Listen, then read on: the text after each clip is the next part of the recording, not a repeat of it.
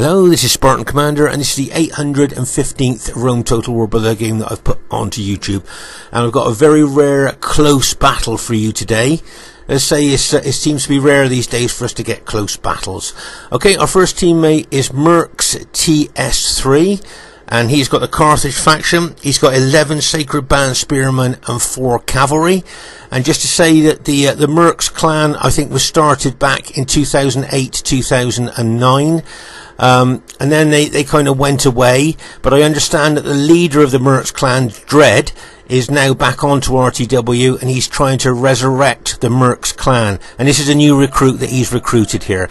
As you can see there, he's got 8 upgrades on his Sacred Band Spearmen, 2 experience stripes, gold shield, gold attack. We know these Sacred Band Spearmen are good with just 1 experience stripe, so 2 experience stripes makes them quite tough.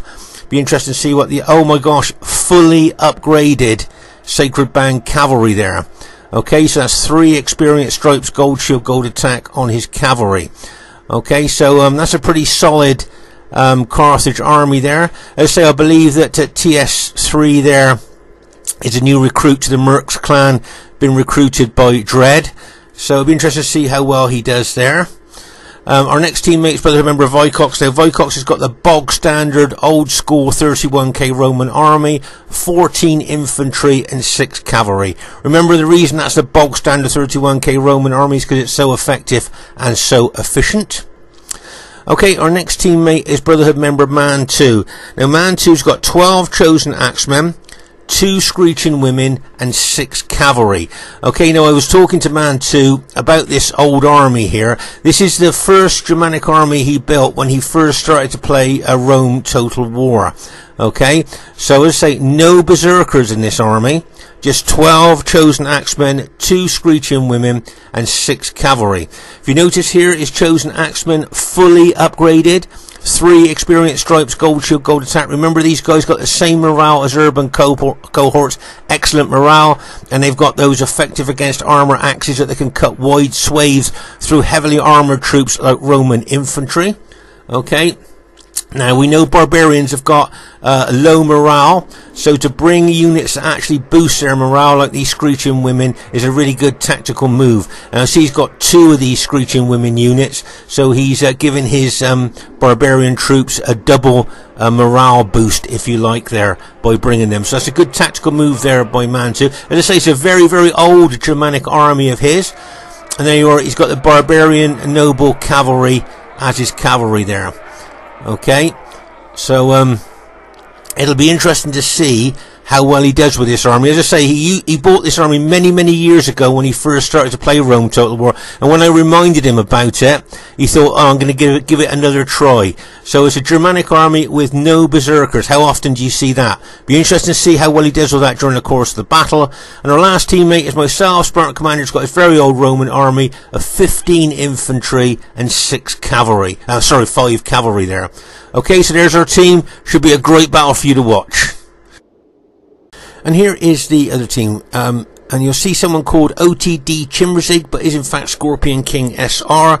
Now, he's got 14 infantry and 6 cavalry. Okay, but I wanted to show you something interesting within his army build here. You'll see most of his infantry are urban cohorts, as you would expect on a 31k battlefield, but also he has bought a group of cheap Principes. How often do you see Principes on a 31k battlefield? Now he's bought a group of those, and these are very cheap units in comparison to urban cohorts. And the reason he's done this is because he can still keep 14 infantry together, even with these cheap infantry. But because they're cheaper, he can put more money on his cavalry. And most of his cavalry is now fully upgraded. Okay, remember, Scorpion King's got no saved armies. He builds individual armies for individual battles.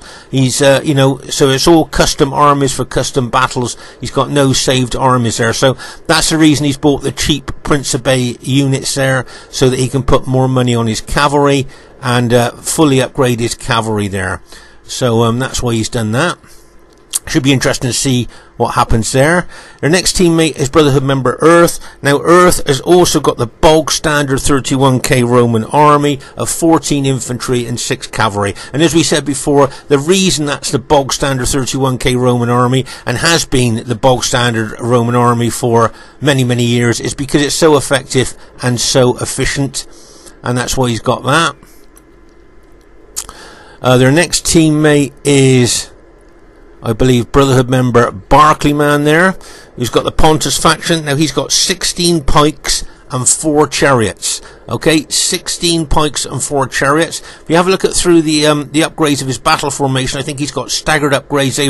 He's only got 2 upgrades on his pilot shield units there. So I'm guessing there's silver shield there. I guess he's put silver shield on them there.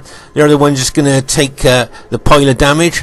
Then the first row of his main battle formation, look, he's got 7 upgrades, an experience stripe, gold shield, gold attack.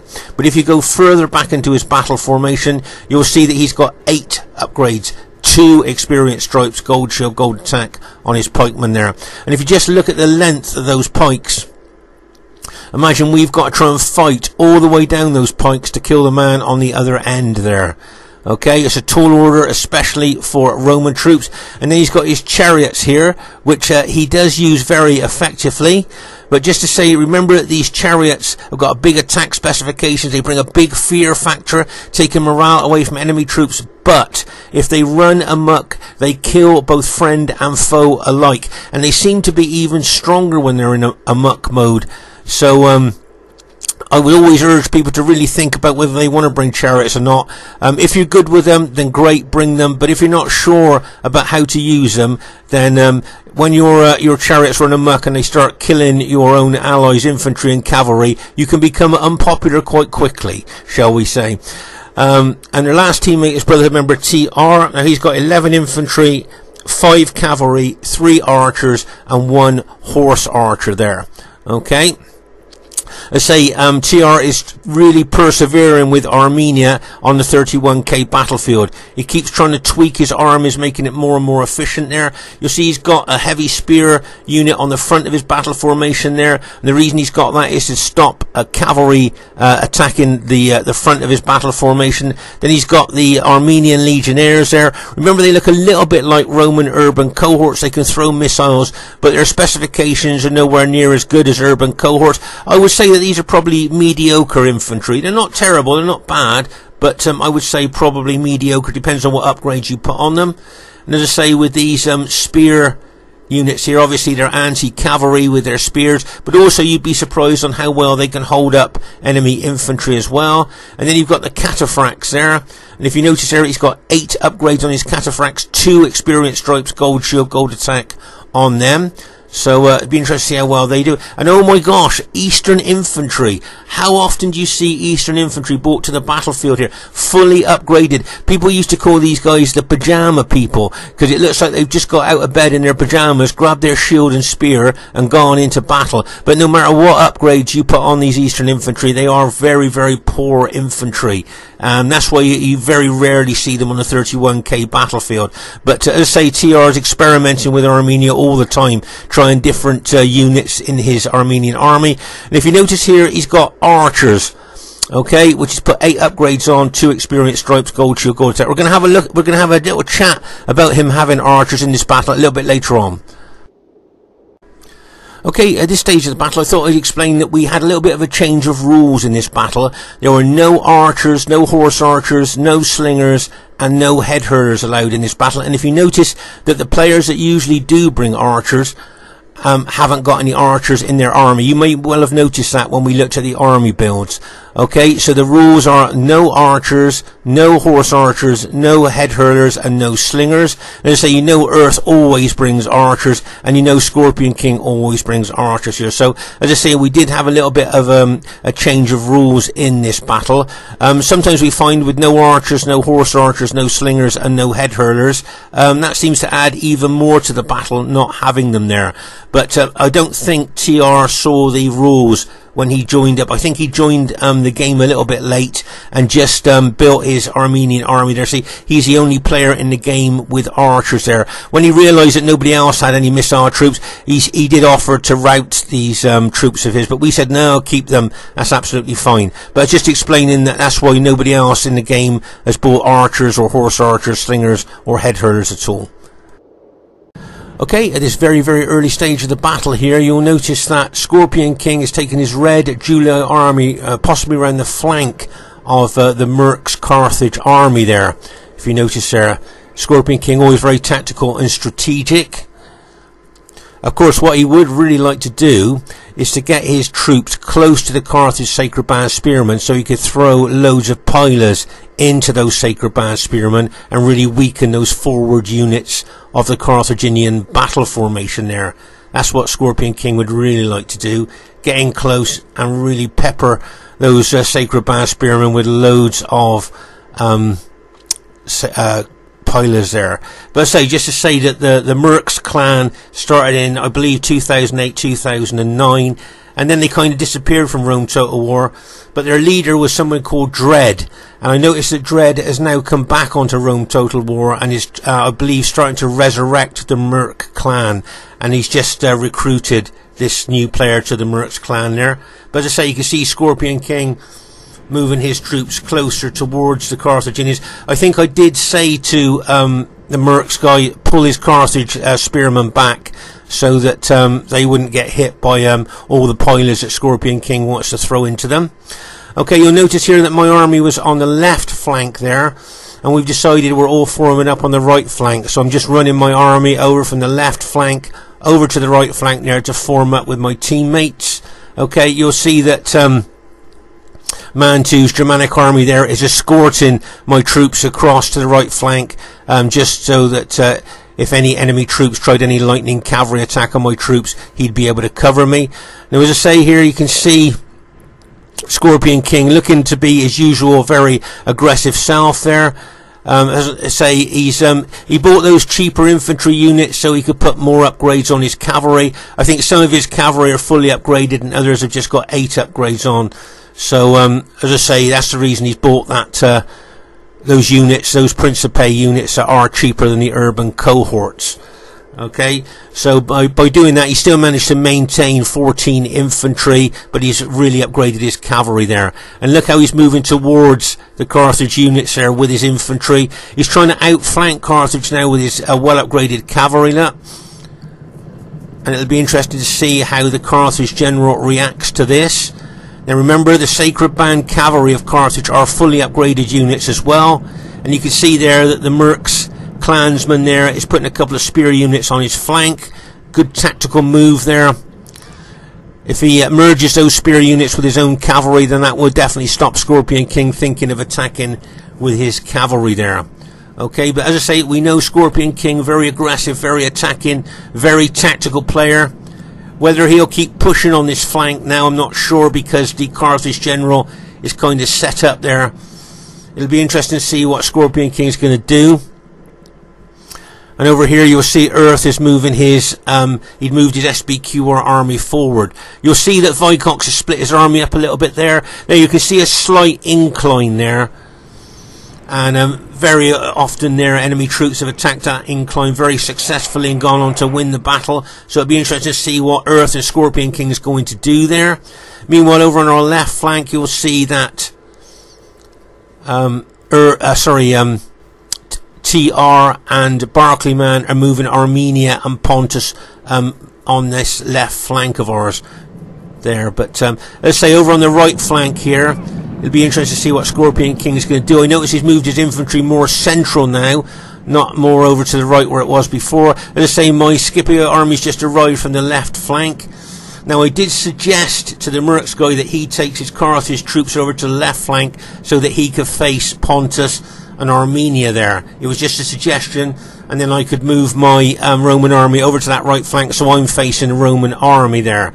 Because his Carthage Sacred Band units will be very useful against Armenia and Pontus, whereas he will suffer a lot of pilot damage if he tries to face Rome. So that was what I suggested to him. I'd move my army over there, and he could move his army over there to counter Pontus. But I think he preferred to stay where he was, if I'm not mistaken, there in this battle. So as I say, there you can see Scorpion King moving his cavalry back. Now the reason he moved his cavalry back there is because he can see that we've got 3 lots of cavalry here. My Scipii cavalry, we got the Germanic cavalry, and we got the fully upgraded Sacred Band cavalry there as well. So that was a good tactical withdrawal there of Scorpion King. Still keeping his cavalry there. He's moved them over a little bit closer to his infantry there. But he's not going to be a real threat on that right flank there because of the Carthage anti-cavalry Sacred Band spearmen there.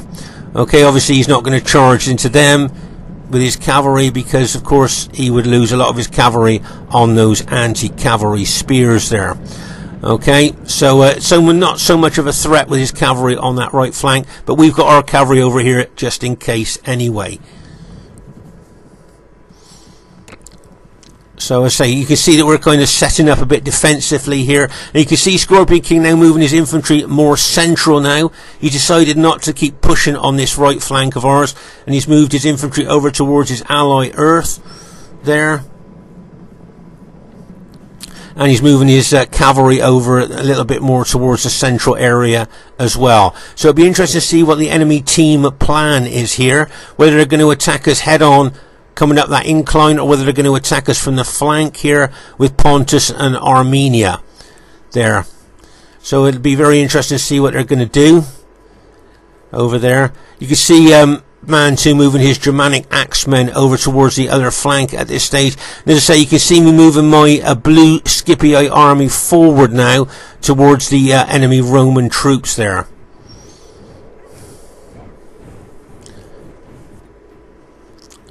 So anyway, we know with Scorpion King and Earth there, 2 very aggressive attacking players there, that this could well be the place that they're going to kick off the battle, if you like, and try to attack us here. As I say, you can see Mantu bringing his Germanic axemen over to this central part of the battlefield.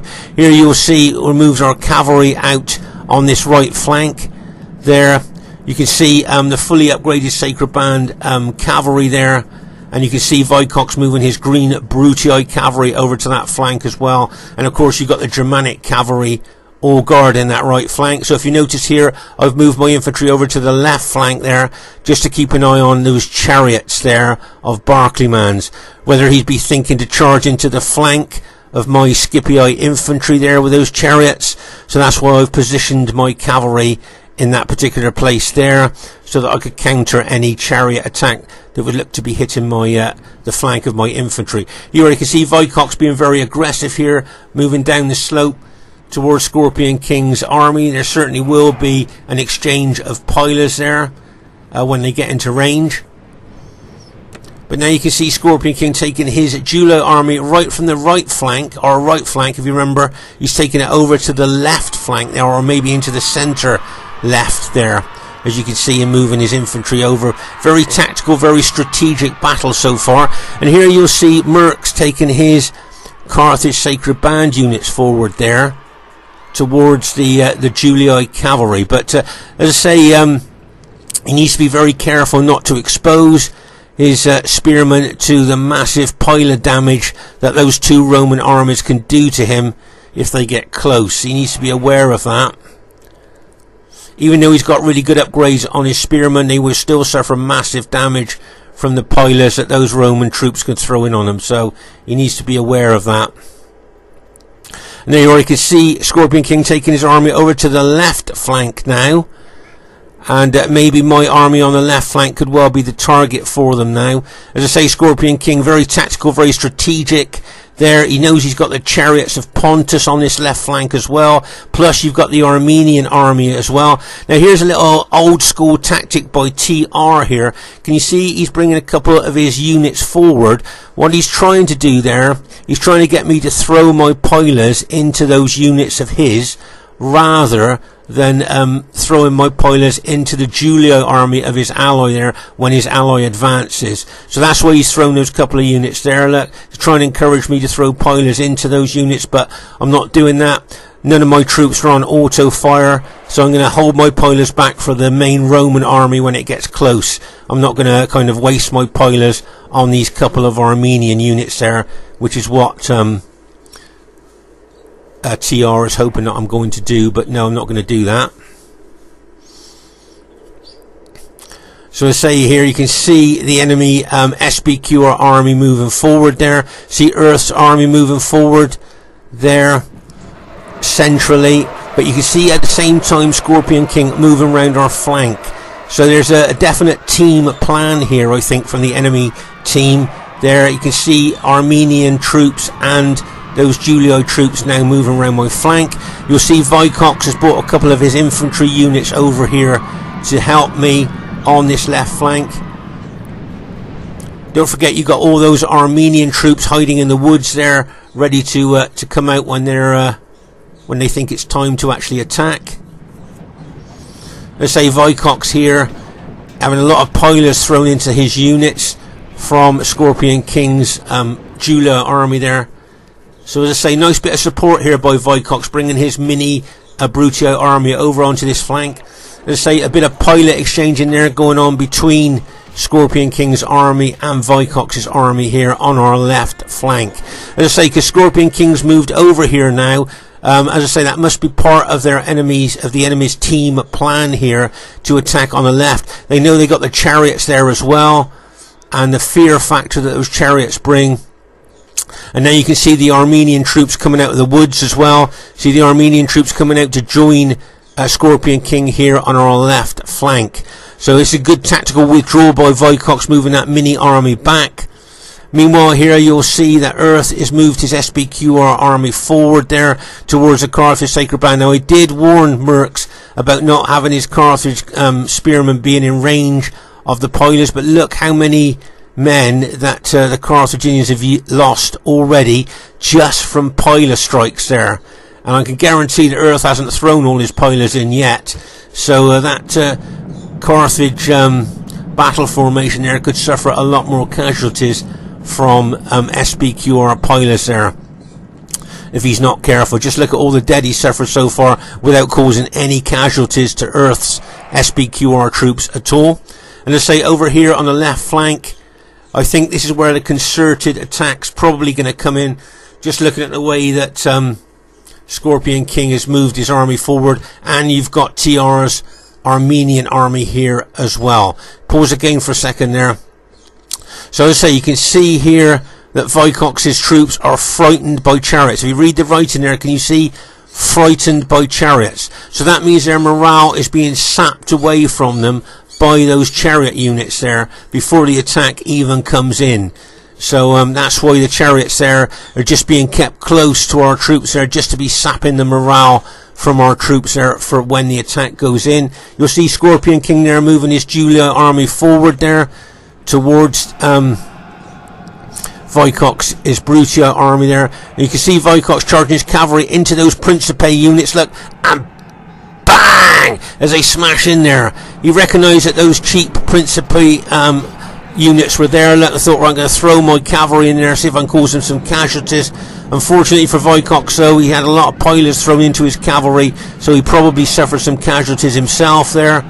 But as I say, just look at how the Armenian and Julii enemy armies are moving around our flank here. Obviously, as I said, that's a team plan to attack here on our left flank. Okay, you see Scorpion King moving his Julii army forward there. Pause the game for a second. So obviously this is where they're going to really try and push here on our left flank. There, and you've got all of Barclayman's pike units yet still to be put into the battle. And as I say here, Earth has been throwing loads of pilots into those Carthage Sacred Band units to weaken them before they even get into hand-to-hand fighting. So it'll be interesting to see what's happening here on our right flank. As I say, the main push of the enemy troops seems to be on our left flank, but make no mistake, Earth, as we know, very aggressive, very tactical player, will probably be doing a lot of damage to our team on the right flank there. And so you can see Barclayman moving those chariots round behind us there. And as I say, a lot of pilot exchanging going on here. And you can see a Scorpion King advancing there. Now, because of course he bought those cheap Principe units there, it'll be interesting to see how well they actually perform against our urban cohorts there on this this left flank of ours. Right, you can see we've got all our cavalry there. A lot of our cavalry locked and loaded. We've got the Germanic cavalry there. We've got my cavalry. We've got Vicox's cavalry there, all ready to throw in if needed there on our left flank. All our cavalry locked and loaded, look, ready to charge in. But as I say, Scorpion King here, always very aggressive there, and he's teamed up with TR's Armenian troops that are coming in on our left flank. As I say, that must be the enemy's team plan there. And over here, can you see this chariot of Barclayman's run amok? Now look what it's going to do to his own allies' cavalry, and bang as it charges in there. This is what amok chariots can do. Now luckily Earth got away with that quite lightly, really. That amok chariot's just charged in and killed. There you can see that's a 54 unit reduced to 42. So that chariot there just killed 12 of Earth's cavalry there in just that little hit. If Earth hadn't moved that cavalry unit away, he would have suffered a lot more casualties. So that's what amok chariots can do to their own allies. And as I say, you can become very unpopular very quickly if your chariots run amok and start killing your allies' troops there. But as I say, here you can see Earth throwing loads of pilots into the Carthage Sacred Band. I'd just like to show you a great bit of teamwork here by Vicox. Can you see that he's brought a couple of his infantry units forward there in open order as pilot shield units in front of his Carthage ally there, trying to save his Carthage allies from suffering too many casualties. So that's a nice bit of teamwork there by Vicox. If you notice, he's been moving his troops very tactically all around the battlefield there. Let's say you've got Merc's fully upgraded Sacred Band cavalry there. You may well move into the flank of the enemy troops, but the bulk of those Pontus pikemen have not been brought into the battle yet, so they haven't been committed yet. So it'll be interesting to see what Barclayman's going to do with them.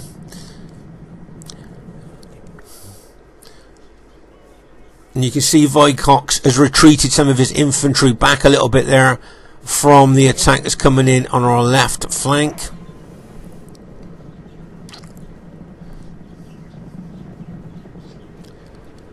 You know, it looks like he's looks like Scorpion King's thrown his Principes there into attacking the forward units of Vicox's army there. But as I say, we've got a lot of our cavalry out there. Now here you'll see that the Merc's clansman here has attacked with his Carthage Sacred Band. Now I'm not sure whether that would have been that's a good idea there. It might have been better for him to keep in a defensive position there, but he decided to attack. Now if you notice here, can you see once he's attacked, look, then his Carthage Sacred Band units kind of spread out and get separated, and Roman troops can get in between his Sacred Band units and attack the flank of his units there, if you see what I mean.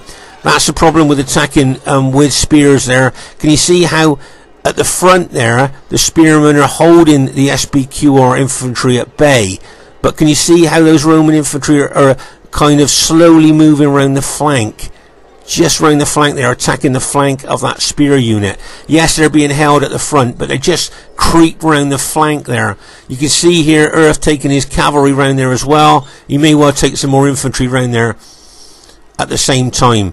But I was just thinking, Merc just all of a sudden, without saying anything to us, decided to attack with his spearmen there. And he needs to be very careful now, because those Roman infantry, like, they kind of creep round the flank of spear units when they attack them, as you can see there. Right, this is a good bit of teamwork here by Mantu, bringing his Germanic axemen over here to attack the SBQR units of Earth there. You can see some pike units being sent over from Barclayman here to help against those Germanic troops. Remember, pikes and spears kill barbarian troops really quickly. So those Germanic axemen there, if they run into those spears of Barclaymans. They will die quite quickly there. You can see the bulk, as I say, of those Pontus pikemen have not yet been committed. So Barclayman will be looking to see the best place to put them in here. But as I say, you can see the enemy Julii and Armenian armies here have combined and are looking like they're really going to push on our left flank here.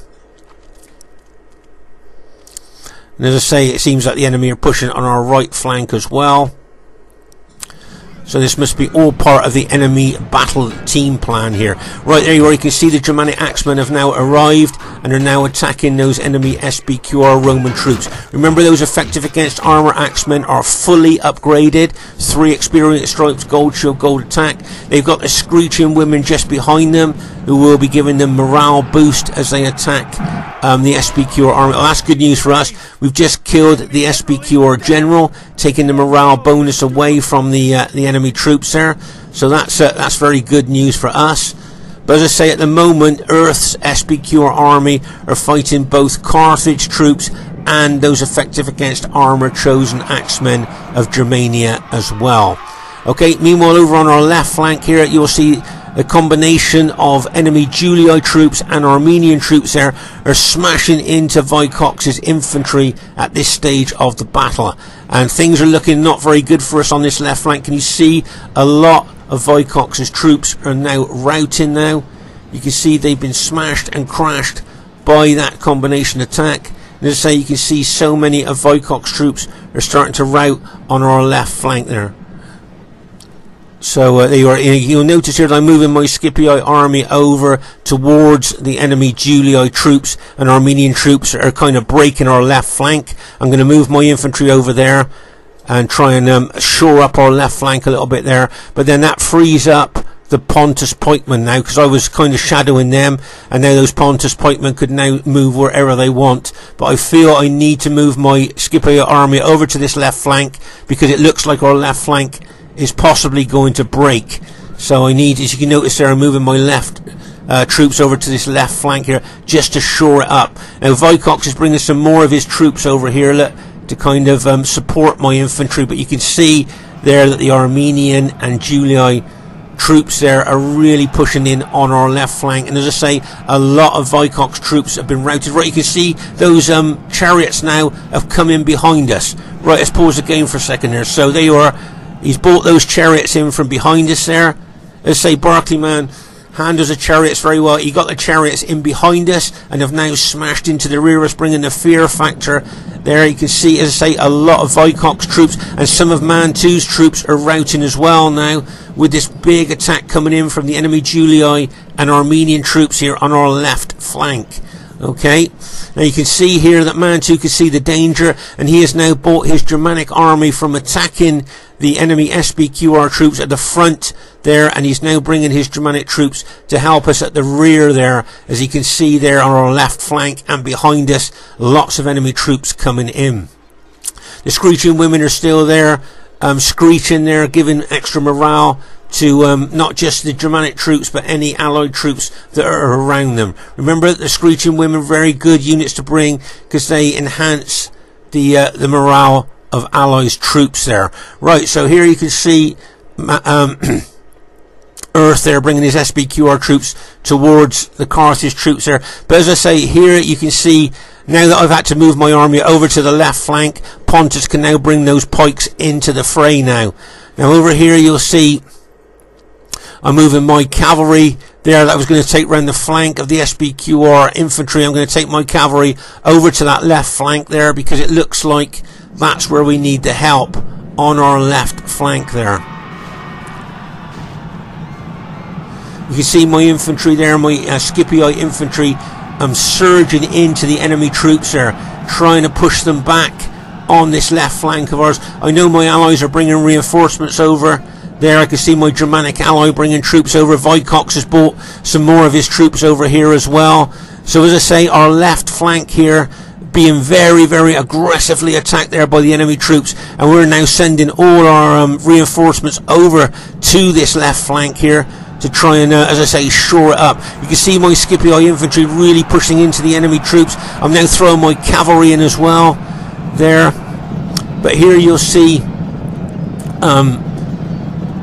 There you can see that the SPQR cavalry of Earth, he just smashed into the back of my engaged infantry there, but luckily his cavalry was a bit battle damaged there, and a lot of his cavalry units have routed there as they charged into the rear of my engaged Scipii troops. That was a nice move there by Earth, but here you can see a lot of enemy troops closing in on my infantry now. You can see a lot of that there closing in. You can see the Armenian general just behind the troops there, and you can see the Julii troops general there as well. But here you can see that TR is trying to kill our Brutii allies general there. See how they've drawn there, been alt attack, they've drawn their effective against armor maces. Make no mistake, he will be trying to kill the Brutii general there. But you can see our Germanic ally now charging his cavalry and infantry in there as well. Those chosen axemen, very good against cavalry. You can see there Scorpion Kings charges Julii cavalry into those Germanic axemen there. Oh my gosh, look at this. This could well be the make or break of the battle. What happens here on our left flank. You can see Vicox throwing his cavalry units in there as well. Pause the game for a second here. So here you can see Scorpion King's well upgraded Julii cavalry fighting these Germanic axemen. Remember, Germanic axemen can be very, very effective against heavily armoured cavalry like these Praetorian cavalry here. Okay, so you can see that Germanic infantry there using their axes on those Julii cavalry. But as I say, you can see a lot of reinforcements coming in here as well. The Germanic cavalry and infantry of Mantu. As I say, my Scipii infantry are really surging forward into these enemy Julii and Armenian troops there. Now meanwhile over here you'll see that the Pontus pikes, now it wouldn't surprise me if he charged into the rear of our fighting troops with those pikes. Earth here with his SPQR infantry is trying to do as much damage as he can to these Carthage Sacred Band units. Make no mistake, he'll be tactically moving his infantry units round behind those Sacred Band units there. So as I say, there's a lot going on here, but maybe this left flank could prove pivotal to the outcome of the battle. As I say here, you can see there, Vicox throwing a lot of his Brutii cavalry in there, charging in there. I can see Scorpion King's well-upgraded cavalry starting to rout. And there you can see Scorpion King charging his Julii infantry forward as well. You can see some Pontus pikemen being charged in behind us. There, I can see those pikemen coming in behind us. There, my Scipii army still pushing hard into those Julii infantry and Armenian infantry there. Okay, let's pause the game for a second here. So you can see my Scipii cavalry has found a gap in the enemy battle line there. Can you see I'm charging my cavalry through that gap, and what I'm looking to do is to get in behind the fighting enemy troops there. Okay, you can see my infantry there really surging forward into those enemy infantry. Get my cavalry in behind maybe there, and then smash into the rear in a hammer and anvil attack. That's what I'm looking to do. My cavalry has been very battle depleted. Mine, I haven't got a lot of them left, but that's the plan that I'm going to do there. Here you can see Vicox charging more of his infantry and cavalry into the fray here on our left flank. Okay, so there you can see my Scipii cavalry has gone through a gap in the enemy battle line, and I'm now going to charge it into the rear of the engaged enemy troops like bang, as they smash in there. That was a nice hit there. But as I say, my cavalry is very battle depleted. It didn't have the weight that I wanted. I may have to pull my cavalry back, lock and load it and charge it in again. But all the time I'm pushing forward with my infantry. But don't forget here, I've got a couple of Pontus pike units there now, pushing into the rear of my engaged troops there. So not only am I fighting forward there against the enemy Julii infantry, I've got Pontus pikes coming in behind me, kind of sandwiching my infantry between the Julii and Armenian troops there, and the Pontus pikes coming in behind me. I may well, as I say, need to pull my cavalry back, lock and load it again, and then charge it in again. Possibly that's what I'm looking to do there. Meanwhile, over here, the other flank there, you'll see a lot of Carthage Sacred Band units are being surrounded there by enemy troops, both Pontus pikes and the enemy SPQR infantry as well. So there's a lot going on in this battle, but maybe, as I say, over on our left flank there, it could prove pivotal. There's another big group of Pontus pikes there, moving towards Vicox, his infantry, and as I say, more pikes being thrown in here onto our left flank, coming in behind our engaged troops there. Now here can you see Mantu's got 3 of his cavalry units in wedge formation, locked and loaded, ready to charge into the enemy Julii troops there. And there goes that Germanic cavalry. Get ready for this, and bang, and he smashes in there. And you notice there that he routed the Julii general unit on impact. Right, you can see my cavalry. I'm going to charge in as well into the rear of those enemy Julii troops there, like a bang. So my cavalry smashes in there as well. Oh my gosh! So it looks to me like we've routed all of Scorpion King's red Julii army there, and we've routed a lot of the Armenian troops there as well. So this is good news for us. As I say here, both Pontus and SPQ have been trying to take out our Carthage ally, but our Carthage ally has been holding really well over there, tying down enemy troops so they can't come into the fray. Here you'll see Vicox attacking the flank of those pike units there. Nice move there by Vicox. Let's say here you can see more Armenian cavalry coming into the fray. But as I say, over here, for all intents and purposes, it looks like we've routed the enemy Julii and Armenian troops there. So we've managed to hold on our right flank, but we've got those Pontus pikemen coming in on us. Oh, that's good news for us. Our Germania allies just killed the Pontus general there, taking morale away from Pontus. So well done to Mantu there, did really well. You can see Mantu's alt attack with that horse archer unit he bought there, but that's just been routed there. So we've done well here. Now we've got to turn our attention on to the Pontus pikes there. You can see us attacking there, trying to kill the Pontus general. You see the Pontus general's a little bit exposed there, so we're hitting him both Vicox's Brutii cavalry and infantry, and my infantry. There you are. That's the Pontus general we're trying to kill there. Okay, that's the guy we're trying to kill. Take the morale bonus away from the enemy troops there. So you can see us, both Vicox and myself, charging in there, trying to kill the Pontus general. As I say, Barclayman's general there, a little bit exposed to our attack. So as I say, take him out, take the morale bonus away. As I say, Mantu's done well with his Germanic army. Now over here, things not looking very good, I don't think, for us. I think, as I say, our Carthage ally has held extremely well against the enemy troops, tying down a lot of enemy troops there with his Sacred Band units. But he's gradually getting surrounded there by SPQR units and Pontus units there. That's the Carthage general's just been taken out. So that's our allies' general's just been taken out there. But anyway, you can see there's I think there's a couple of Armenian units there we're just finishing off. But as I say, those Pontus pikes are pushing into us there. Some more Pontus pikes on the way. As I say, Pontus with good upgrades on, you'd be surprised on how tough their units can be. Can you see how many units we got pushed in trying to kill that Pontus general, and he's still alive? I remember when we fought this battle, I thought, God, this general, we're never going to kill him. Can you see how many troops, both Vicox and myself, really pushing in on the Pontus general there? But he just doesn't seem to want to die. There, pause the game for a second. So, after a great hold, our Merc's ally with his Carthage troops have now been routed. Okay, so that has now freed up all these SPQR troops and Pontus troops there that will now be coming across into the fray.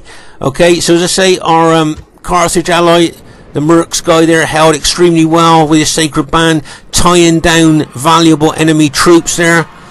But now you can see that all those troops are now coming over to attack us. Can you see this Pontus unit moving in? One of my Scipio units are killing loads of my men with those long pikes there, so you can see the enemy troops closing in there. Mantu's done well with that very old Germanic army of his, and here you can see Vicox bringing some of his rallied infantry. Remember, he lost a lot of infantry. We're routing there. He's brought that infantry back into the fray. He's rallied that infantry now, and as I say there, you can see, oh my gosh, Mantu's done well up to now with his Germanic army, but can you see a lot of his units are beginning to rout. As soon as that SPQR infantry hit his units, they have now routed almost on impact there. So things not looking very good there for our ally there. There's lots of his Germanic troops are fleeing from the battlefield, but you can see here that Vicox's Brutio infantry still pushing in. Another unit of rallied infantry there. Vicox is bringing back in. You can see my cavalry there smashing into enemy troops. You can see our Carthage ally there, our Merc's ally there is fully upgraded cavalry charger. We finally killed the Pontus general. Oh my gosh! And just look how long he stood his ground there before we managed to kill him. Oh my gosh, so he held really well, went down to 2 men there, fighting to the death. Can you see the writing there? He's fighting to the death, that unit is, because he's surrounded by enemy units. There's nowhere for him to run, so he'll fight to the death there. But here, as I say, you can see Vicox's green Brutio infantry closing in. A lot of my infantry is very, very battle depleted. I'm keeping my general at the back there to give general morale bonus to our troops there. But my infantry and cavalry is very, very battle depleted. But Vicox is, as I say, he's brought a lot of his rallied units that were routed back into the battle here, which is really good for us. You see this Carthage unit there just broke. Pause the game for a second there. But you can see here that I think the last of Earth's SBQR units have just been routed, and it looks like our team has just about managed to go on to win the battle here. But oh my gosh, if you remember over here, this is where our Merc's Carthage ally held so well, as he was tying down valuable enemy troops here, stopping them from coming over to the left flank. He sacrificed his Carthage army. I think he lost every single one of his spear units here, but he did extremely well at holding for so long as he did. And as I say, when we move over here, look, everywhere you look, you can see dead troops there, where there's like little skirmish battles going on all over the battlefield here. You can see chariots and cavalry there. As we move over here, you can see a lot of dead troops there. Oh my gosh, as we move across the battlefield there, you see some Germanic troops left there, but you can just see the mass of dead here laying in the long grass there. And as I say, our troops has managed to go on to win the battle there. I can see that a muck chariot got close to our troops there. If that ran into our troops, it would cause us a lot of casualties, make no mistake about that. But as I say, it does look like our troops have managed to go on to win the battle. Let's have a look at our Merc's ally here. He's got 3 units left, 15 men in that unit. Is it 12 men left in that unit? And 12 men left in that unit. That's the entirety of the whole Carthage army there. And our Germanic ally, look, 13 men in that unit there, 13 men in that unit. If we have a look at the other 2 Germanic units there, just to have a look, 3 men left in that unit. Oh my gosh. And that one there, let's see if we can get how many men there, 28 men in that unit. So let's say our Germanic ally there, and he's managed to keep his general alive. Very, very important you keep your general alive. You would be very surprised on how much morale your general gives your troops and your allies as well. So it's always very, very good to keep your general alive there. And as I say, it looks like our team managed to go on to win the battle there. So first thing I'd like to say is really, really well played to everybody in the game there. As you can see, it was a close victory, as we thought it would be. Very close victory there. And so just to say, the highest kills, very, very surprisingly, goes to myself. 1,906 kills there. These days, it's very unusual for me to get the highest kills, so I was very pleased with that. So well done to Scorpion King SR. Got some good kills there with his very aggressive attacking that he was doing there. Well done to Earth as well. He did well. Very tactical movement around the battlefield. So well done to him. Got some good kills. Well done to Barclayman with his Pontus there. I thought he did really well. Now remember, if we got less than 1,000 kills, we always feel a little bit disappointed. So TR will be a bit disappointed. But he's still experimenting with Armenia. So well done, guys. Well done to Mantu, that very old Germanic army with no berserkers. Let me say that again, no berserkers. Second highest kills in the game with that very old school, old-fashioned Germanic army with no berserkers. Well done to Vicox. If you notice, Vicox was helping all over the battlefield. Really great team, mate. And well done to Merc there, TS3. I thought he did well with Carthage, holding down enemy troops there, stopping them coming over to our left flank. So well done to him. Do you think that either team had a faction advantage there? The enemy's got Rome, Pontus and Armenia. And we've got Rome, Germania, Rome and Carthage. I guess looking at that, to be fair, we probably did have the faction advantage there. Okay, Spartan Commander saying bye for now. See you soon.